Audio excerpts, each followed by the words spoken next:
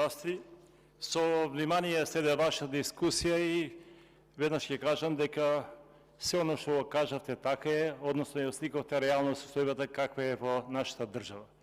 Јас сакам овдека да се надврзам на вашата дискусија со прашање, а тоа е дали со влезот на Алијанса во оваа коалиција, односно дали со оваа реконструкција ова криза што имаме ќе има излез или па кризата ќе се предлабочи. Јас веднаш ќе кажам и сум скептик дека кризата само ќе се предлабочи. Зошто го ова кажам? Го кажам затоа што имајќи ја сериозноста на проблемите со кои се соочува државата, мислам дека тие проблеми ги создаде оваа владеачка структура, мислам дека неќе да може да се справи во наредните 10 месеци, колку преостанат 11, дека ќе може овие проблеми да ги реши.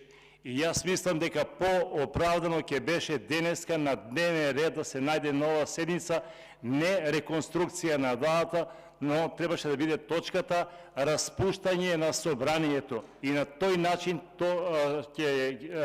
граѓаните тоа го исто така посекуваат и на тој начин после одржувањето на предвремените избори ќе се избере влада од компетентни, успешни, докажени луѓе кои знаат како да ги менаџират политиките на владата. Мислам дека ситуацијата рекој дека е сериозна е, загрижувачки е. Самите факти зборот пред себе денеска најсвеж пример ни е проблем во здравство.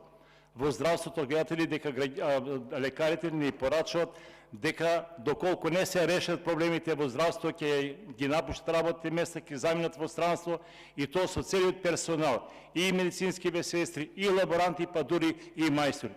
Ништо не е подобра ситуацијата и во образованието. Секој ден има прекини на воспитно-образовниот процес поради овие бомби, понатаму нема книги и каков квалитетен воспитно-образовен процес ќе имаме.